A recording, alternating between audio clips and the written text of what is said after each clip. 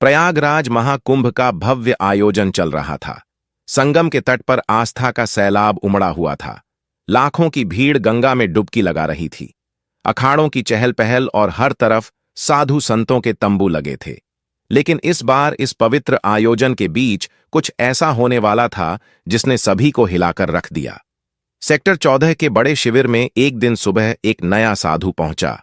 उसकी लंबी दाढ़ी, माथे पर चंदन का बड़ा टीका और गेरुआ वस्त्र उसे बाकी साधुओं जैसा ही बना रहे थे। वह धीरे धीरे शिविर के अंदर आया और मुख्य साधु के चरणों में झुक गया। मुख्य साधु ने उसकी ओर देखा और बोले, महात्मा जी, आप कहां से पधारे हैं? नए साधु ने हाथ जोड़ते हुए जवाब दिया, काशी से यहां संगम पर साधना करने की इच्छा थी, इसलिए आ गया। मुख्य साधु ने सिर हिलाते हुए कहा, बहुत अच्छा, यह पवित्र भूमि है, आप यहां आराम से रह सकते हैं। साधु शिविर के एक कोने में बैठ गया। उसने अपने झोले से एक पोटली निकाली, उसमें से चंदन और राख अपनी हथेलियों पर लगाया और ध्यान में बैठ गया। बाकी साधु उसकी ओर ज्यादा ध्यान नहीं दे रहे थे, क्योंकि महाकुंभ में रोजाना ऐसे नए चेहरों का आना जाना आम था। दिन भर वह साधु अन्य संतों के साथ साधारण तरीके से समय बिताता। वह सुबह जल्दी गंगा स्नान करता, दिन भर प्रवचन सुनता और रात होते ही ध्यान में लीन हो जाता। लेकिन रात के समय उसका व्यवहार बदल जाता। किशोर, जो उस शिविर में सेवा का काम करता था, ने पहली बार गौर किया कि यह नया साधु हर रात चुपके से शिविर से बाहर चला जाता है। एक रात किशोर ने देखा कि वह साधु शिविर के पीछे गया और जमीन में कुछ दबा दिया। किशोर ने अगली सुबह अपने दोस्त मनीष से बात की। किशोर ने अपने दोस्त से कहा, यार, मुझे लगता है यह नया बाबा कुछ गड़बड़ है। फिर मनीष ने कहा, क्यों, ऐसा क्या किया उन्होंने?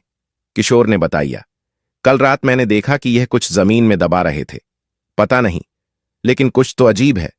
मनीष ने हंसते हुए कहा, अरे, तुझे हर किसी पर शक होता है। हो सकता है वह कोई पूजा सामग्री हो। लेकिन किशोर का मन शांत नहीं था। उसने तय किया कि वह इस साधु पर नजर रखेगा। उसी दिन प्रयागराज पुलिस को एक गुमनाम कॉल आया। कॉलर ने बताया कि महाकुंभ में एक आतंकवादी साधु के भेष में छुपा हुआ है और वह किसी बड़े हमले की योजना बना रहा है। यह सुनकर पुलिस तुरंत सतर्क हो गई। इंस्पेक्टर राजीव शर्मा, जो महाकुंभ की सुरक्षा के प्रमुख थे, ने अपनी टीम को अलर्ट कर दिया। इंस्पेक्टर राजीव, हमें हर शिविर की जांच करनी होगी। किसी भी संदिग्ध गतिविधि को नजरअंदाज नहीं किया जाएगा। खासकर नए चेहरों पर ध्यान दो। पुलिस ने सभी शिविरों की गुप्त निगरानी शुरू कर दी। इस बीच सेक्टर 14 के शिविर में वह नया साधु सामान्य तरीके से दिन बिता रहा था, लेकिन रात को उसकी हरकतें जारी थीं। एक रात किशोर ने देखा कि साधु झोले से एक कागज और छोटा उपकरण निकाल रहा था। वह झोला लेकर शिविर से बाहर चला गया। किशोर ने साहस जुटाया और उसका पीछा किया। साधु सीधे गंगा घाट के पास गया, जहां उसने एक व्यक्ति से मुलाकात की और दूसरे साधु से कहा, सब कुछ योजना के अनुसार चल रहा है, कोई शक नहीं हुआ है। अनजान व्यक्ति बहुत अच्छा, बस सही वक्त का इंतजार करो। फिर किशोर ने इन दोनों की बातचीत दूर से सुनी और अपने फोन से इसे रिकॉर्ड करने की कोशिश की, लेकिन वह बहुत डर गया था। अगले दिन उसने यह बात मुख्य साधु को बताई। किशोर ने कहा, महाराज, वह साधु कुछ गड़बड़ है। मैंने उसे कल रात किसी अजनबी से बात करते देखा। मुख्य साधु ने गंभीरता से कहा, यह बहुत गंभीर बात है, हमें पुलिस को सूचित करना चाहिए। फिर किशोर ने हिचकते हुए कहा, अगर वह दोषी निकला तो मुख्य साधु यह जोखिम उठाने लायक नहीं है। ऐसा करते हैं, आज रात उसकी हरकतों को फिर से देखते हैं। अगली रात किशोर ने और मुख्य साधु ने तय किया कि वे उस संदिग्ध साधु पर नजर रखेंगे। किशोर ने अपना फोन तैयार रखा और मुख्य साधु ने शिविर के कुछ अन्य साधुओं को भी अलर्ट कर दिया। रात का समय था, सब सोने की तैयारी कर रहे थे। साधु फिर से अपनी झोली लेकर शिविर से निकला। साधु गंगा किनारे के एक सुनसान घाट पर पहुंचा, जहां वही व्यक्ति मौजूद था जिससे वह पहले भी मिला था।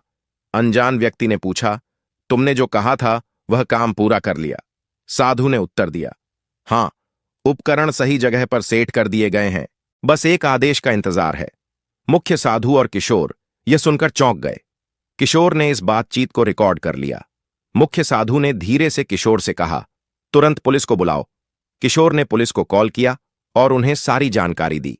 इंस्पेक्टर राजीव शर्मा और उनकी टीम तुरंत हरकत में आ गई।